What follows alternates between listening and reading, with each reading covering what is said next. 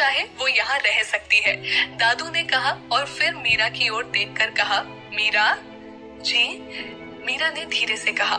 दादू मुस्कुराए और कहा, इसे अपना ही घर समझो, किसी भी चीज की जरूरत हो तो बेझिझक मांग लेना। जी शुक्रिया, मीरा ने हाथ जोड़कर कहा। पापा मैं चलता हूँ, ऑफिस में मीटिंग है, अर्जुन ने उठते हुए कहा। हाँ ठीक है, मैं और पिताजी आते हैं बाद में, विजय ने कहा। अर्जुन ने अपना फोन और बैग टेबल से उठाया और सबको बाय कहकर जाने लगा कि उसकी नजर मीरा पर गई, तो उसने कहा, बाय मीरा। बाय, मीरा ने धीरे से कहा। चलो बेटा, पहले तुम दोनों कुछ खा लो, राधा ने कहा और दोनों को अपने साथ डाइनिंग टेबल की ओर ले आई।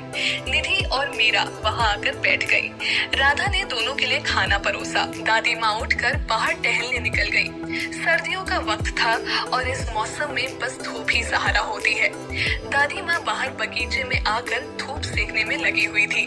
विजय और श्रीनाथ जी भी कुछ देर बाद बाहर निकल गए। निधि ने खाना शुरू किया, लेकिन मीरा खामोश बैठी थी। उसे खामोश देखकर राधा ने प्यार से कहा, क्या हुआ बेटा, खाओ ना। मीरा ने भरे हुए गले से कहा। राधा ने उसके कंधे पर हाथ रखते हुए कहा, तुम्हारा दर्द मैं बांट तो नहीं सकती, लेकिन उसे कम जरूर कर सकती हूँ। ये सब लोग तुम्हारे साथ है बेटा। मीरा ने नम आंखों से राधा की ओर देखा तो राधा ने प्यार से उसके चेहरे को अपने हाथों में लेकर कहा, इतनी प्यारी बच्ची उदास बिल्कुल अच्छी नहीं लगती।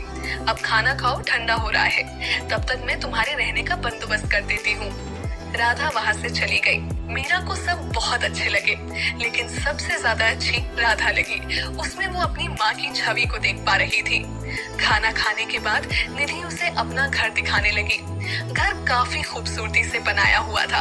नीचे एक तरफ दादा दादी का कमरा था, उससे लगकर पूजा घर, जहाँ बड़ी सी शिव पार्वती की मूर्ति थी। मंदिर से लगकर ही रसोई घर था, जिसके सामने डाइनिंग बना हुआ था। विजय और राधा का कमरा सीढ़ियों के बिल्कुल पास से लगकर था और एक था ऑफिस रूम, जहां बैठकर काम की बातें की जाती थी। घर के पीछे की तरफ बगीचा था, जिसमें हरी घास फैली हुई थी और एक कतार में गमलों में पौधे लगे हुए थे।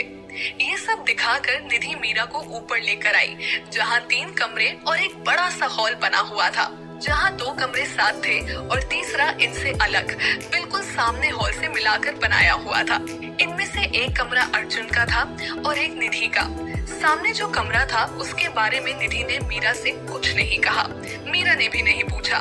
निधि जैसे ही दरवाजा खोलकर अपने कमरे में आई, एक तेज बदबू से दोनों ने अपना नाक बंद कर लिया। निधि ने दरवाजा वापस बंद किया और मम्मा को आवाज लगाई। राधा ऊपर आई और कहा, सॉरी बेटा, वो आज सुबह गलती से तुम्हारे कमरे में क्लीनर की बोतल टूट गई। मैंने साफ करने को कहा है, रघु कर देगा, लेकिन तब तक हम लोग कहाँ जाएं? मीरा को फ्रेश भी होना है, हालत देखो इसकी। निधि ने कहा, एक काम करो ना, तब तक नीचे मेरा वाला रूम इस्तेमाल कर लो।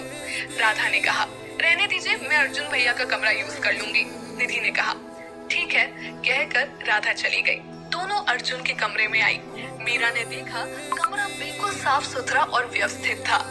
एक एक चीज सलीके से रखी हुई थी। मीरा बड़े गौर से ये सब देख रही थी तो निधि ने कहा, भैया हमेशा अपने कमरे को टिप टॉप रखते हैं, अपने जैसे।